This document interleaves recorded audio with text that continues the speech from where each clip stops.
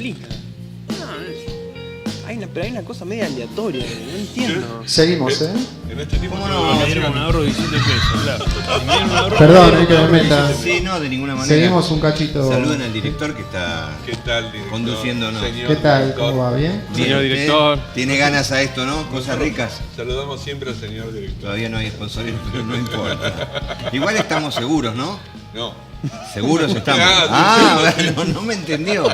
Bueno, ¿qué es lo que tenemos ahí que hablaban? ¿Cuánto te vino de luz? Perdón, en la intimidad. 3.100. 3.100, una casa absolutamente normal y común. Sí, sí, Y en sí. época donde por ahí en No vacaciones había gente. no Bueno, había gente. sí, no. Bueno, pero el gas fue peor, porque el gas yo tengo 3 estufas. Ahora estamos usando una sola, que además la prendo porque digo, bueno, con el tema de los chicos que van a la escuela, etcétera, etcétera, pero después durante todo el día eso estaba apagado. Tratamos de tener un uso racional, obviamente. Y me vino 1.800 pesos, 900 pesos por mes. Yo no entiendo por qué. Son cosas que nos pasan a todos, por ahí le ocurre en casa o en la oficina donde lo ve, pero la verdad que es terrible. ¿Qué querías contarnos en tu caso? Yo miraba lo del Allá gas. tenés una cámara vos. Lo del gas que él me decía, yo gasté 2.139,34. Todavía no prendí nada. Nada, claro. Todavía no prendí la Es el calefacción. piloto. Y somos 2 personas en casa. Qué va. ¿Y de luz? Yo me lo tomo con sorna, Rosario. Sí, No te sí. puedo explicar, camina por la pared. Claro. Cuando llega la boleta. El habla de Rosario, No. como si todos sabemos, es la esposa, pero son 2 personas que viven en la casa, ¿eh? 2.603,48 el bimestre de luz. No, el mes de la luz. Gasté 40% menos que el bimestre comparativo y me hicieron un descuento impresionante del 3%. 70 pesos. me 70 descontaron. pesos menos. Mire usted. Impresionante el 3% de descuento. Qué va. Con eso, ¿sabes? No, pero ahí es donde está el tema. Digo, por eso digo que es una política absolutamente pensada para destruir gran parte, digamos, del salario de las clases medias y de las clases, digamos, trabajadoras. No puede ser que semejante peso de nuestro salario se vaya solamente en el pago de los servicios. Saquemos esto que yo estoy planteando de algo que es básico, gas, luz y agua, pero sumémosle el resto. Digo, todos tenemos cable, usamos teléfono, los que tenemos hijos en edades complicadas, digamos, todos tienen un celular. A ver, antes vivíamos más o menos tranquilos, no era un tema pendiente. Bueno, ¿cuánto yo estoy gastando en el pago de los servicios? Ahora, la verdad, No era una preocupación. yo creo que es algo, por eso creo que también es cierto que en algún momento esto se hizo mucho más visible porque no cabe ninguna duda que está afectando a la clase media. Que es un sector que, bueno, es muy volátil y que yo creo que, bueno, ha sido un factor importante para el triunfo de Macri. Sí, a mí me llama la atención el perfil de la gente que acompaña, que dice que es bueno, que están haciendo el esfuerzo. ¿No? Porque gente Sí. grande, la gente más grande Sí. Pues, sostiene que, bueno, yo le creo, cuando habla, yo le creo. Pero vos te pensás que el esfuerzo no lo hace la gente. Lo primero que paga son estas boletas. Y con tanto esfuerzo, y lo digo en el caso de mi vieja, una jubilada con salario de mínima, que lo primero que hace es pagar el municipal. claro. Claro. Sí. Entonces, ¿cómo hace? Si no lo paga, no se siente tranquilo. El que no pagó y es grande dice, no está bien. Mi vieja Ahora, me llama con desesperación Bueno. cuando le llega la boleta porque ya no puede ir, está en silla de ruedas. Me llama con desesperación que le llegó la boleta que hay que pagarla. Todavía faltan 15 días Claro, para el claro, vencimiento. bueno. Pero bueno, no Sí, sí. importa. Donde hay 2 mínimas, con suerte, 16.000 vos pesos. no, vos no pensás, vuelvo a vos con lo de político. Pruebe, Claudito, No, sí, pruebe sí, que sí. está todo rico. En el radicalismo, me anoté la palabra porque me causó gracia. Hice notas en otros espacios, no importa. Se asume como propio. En algún momento tuviste participación en aquel partido, hace mucho tiempo.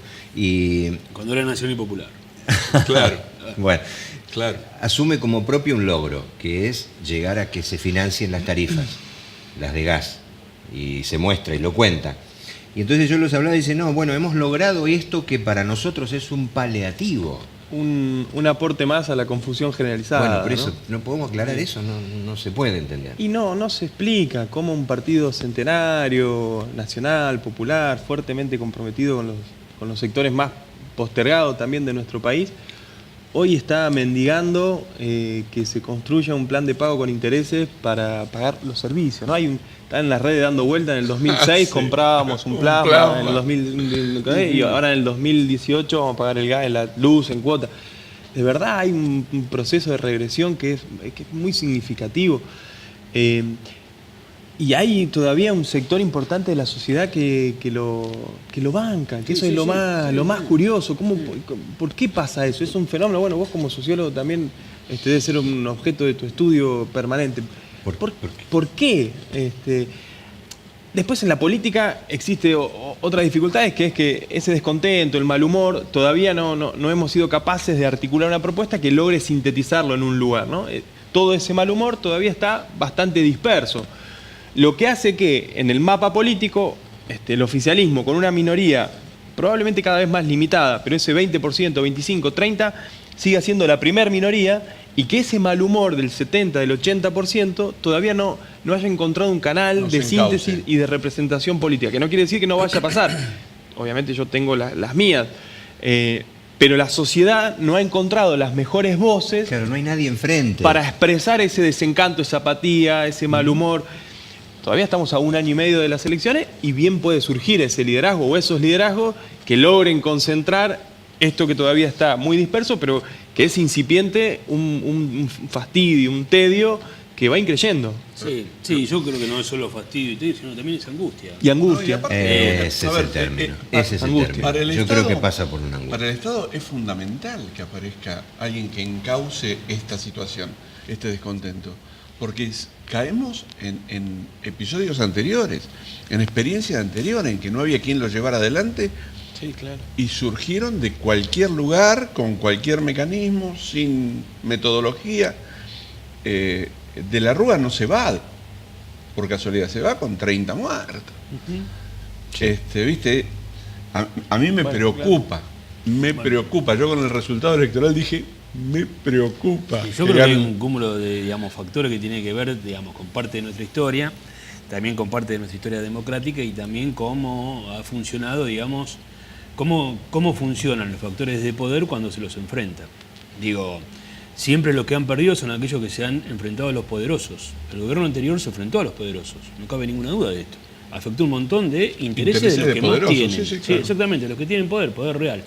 Ahora la tortilla se dio vuelta. Ese costo se lo hicieron pagar, obviamente.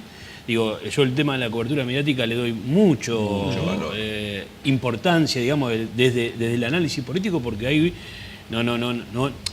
no por hablar del gran multimedios hegemónico, sino por hablar de una política de comunicación. Hay una política comunicacional que no es solamente en nuestro país o en América Latina, sino en el mundo también. Cómo van insertando determinadas cuestiones que hasta quedan, casi culturalmente instaladas y después uno va directamente y vota en el momento que tiene que hacerlo por lo que está pasando en ese momento. No hay una lectura previa de todo lo que ha pasado.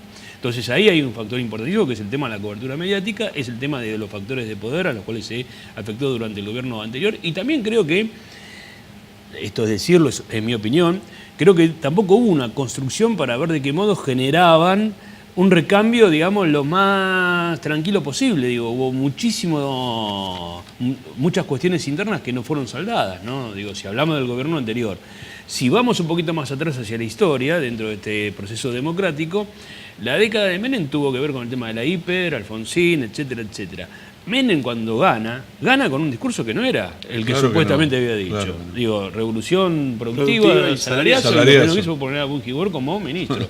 Este tipo, Macri, o el presidente, Mauricio Macri, hizo exactamente lo mismo. En mi gobierno nadie va a pagar ganancias. No voy a tocar una sola de las políticas sociales. No voy a tocarlas. No voy a devaluar. No voy a tocar a los jubilados, bla, bla, bla, bla. Cuando ganó, hizo exactamente lo contrario. Lo va haciendo, como dicen ellos, con este término que es magnífico, el gradualismo.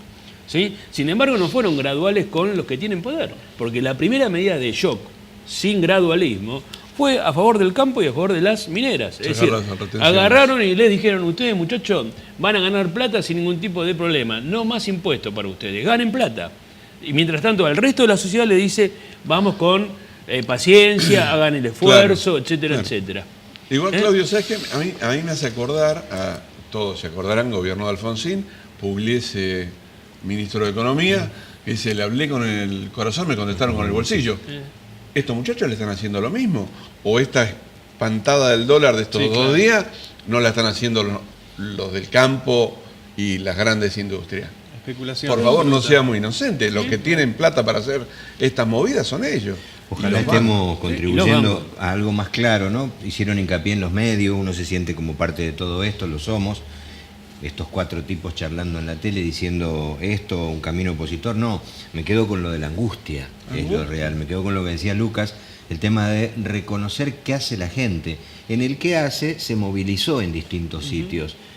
¿Sirve, vale, acompaña, se hace oír? ¿Eso alcanza para que esto sea considerado hoy, sea moneda del Congreso? A ver, yo creo que sí. Es decir, insisto con esto, yo creo que sí hoy es muy patente, visible. Es tema de los medios, de todos los medios, el tema del costo de las tarifas, es porque efectivamente está afectando a un sector importante de la sociedad, que es el sector de clase media. No cabe ninguna duda. Insisto con esto. Salgamos del salario promedio de las fuerzas de digamos, trabajo de mi territorio. Tomémoslo desde el punto de vista nacional. El salario promedio en el sector privado, ¿no? Saquemos el empleo público, ¿viste? Porque es casi pecado hablar del empleado público, por lo menos para los que hoy gobiernan. Hablemos del sector privado. El salario promedio del sector privado es de 25.000 a 35.000 pesos. Promedio. Tómenlo en 35.000 pesos. Se está escuchando alguien que gana muchísimo medio. Bueno, por eso, claro, muchísimo obvio. menos, digo. Sí, por eso marcarlo de promedio, ¿no? Exactamente, por eso dije de 25 a 35. Tomemos el de 35 si quieren. El 50%, 50-55% se va solamente en el pago de los servicios. Entonces calculen, digamos, le queda un poquito de plata, puede hacer algún que otro viaje durante algún fin de largo y hasta crédito hipotecario, que no tenga crédito hipotecario. No te enfermes. Bueno, sobre eso hay un dato muy muy piola que nosotros lo vamos a hacer, muy piola o muy, bueno, piola está mal dicho. No, Puede puede ser que este sea un muy buen Malbec. Entonces, hay un índice que nosotros lo vamos a hacer para el próximo estudio, que es el índice de privación material. Es un índice que se toma mucho en Europa y que mide 9 ejes. Si estás pagando o no tu alquiler, en el caso de ellos las hipotecas, si pudiste viajar por lo menos más de una semana una vez al año, si pudiste cambiar el coche en el último año, si tenés la posibilidad de comprarte más de una tele, si tenés plata para algún gasto inesperado, como puede ser un problema de salud, etcétera, etcétera. Son 9 ejes. Si uno no puede llegar a 4, ya consideran que vos ya tenés una privación material, digamos, que tenés un problema. Interesante. Eso lo queremos medir acá, porque esas son las cuestiones que miden dentro de un grupo, una clase social, que es la clase media.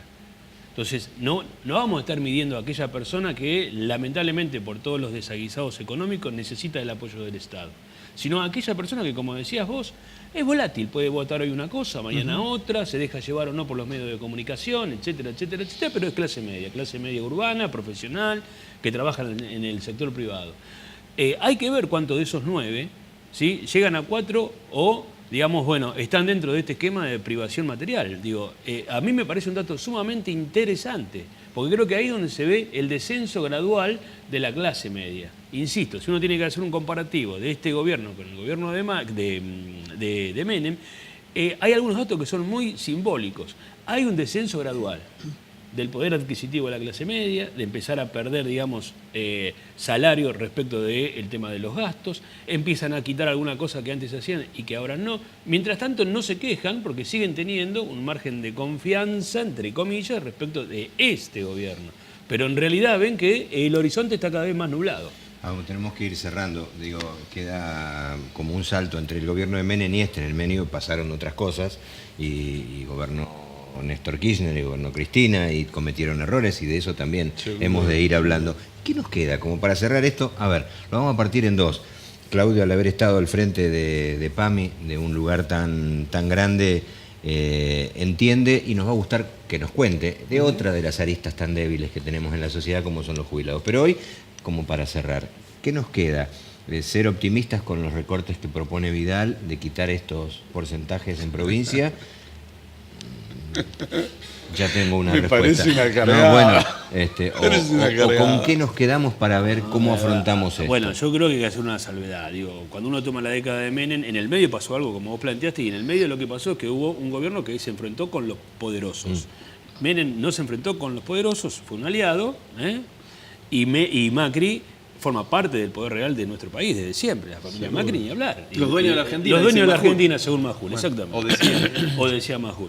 Entonces digo, hoy nos están gobernando los que siempre mandaron. Hay un libro de José Luis de Imas que se llama Los que mandan. Bueno, estos son los que mandan. Los que gobiernan hoy son los que mandaron siempre. Es casi como plantearlo con lo que pasaba en la década del 30. O si vamos un poquito más atrás con los sectores conservadores. Insisto con esto, cuando uno lo escucha a un ministro, Aranguren, plantear, y yo no sé si voy a traer la guita que tengo afuera, porque el país a mí no me da confianza. ¿Sí? Y cuando uno lee, por ejemplo, para salir de esta cuestión anecdótica de hablar de Aranguren, vamos a alguien que es un prestigioso sociólogo, Piketty. Escribió hace poquito un libro que se llama El, digamos, Capital. ¿Sí? Es un libro muy muy bueno, él es absolutamente prestigioso, francés, Michel Piketty.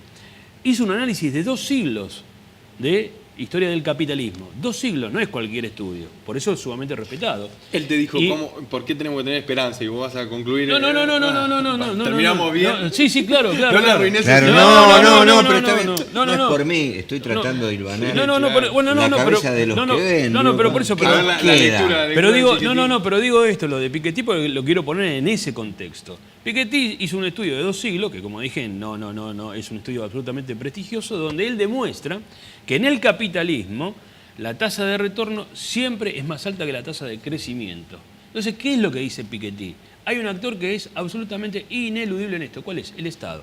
Entonces, en esto yo creo que sí hay obviamente muchísima esperanza, porque el Estado empieza a participar cuando la gente se mueve, se moviliza, cuando se queja, cuando reclama, para que el Estado actúe en defensa de sus propios intereses. Bueno, a esa angustia le ponemos el sello de cierto optimismo. Ahí de está. que algo va a Claro, ocurrir. obviamente, claro que hay optimismo. Por algo nos estamos charlando, estamos tomando vino, la gente está haciendo reclamos, existen muchas quejas. claro. Yo creo que esto implica que el Estado tenga que actuar.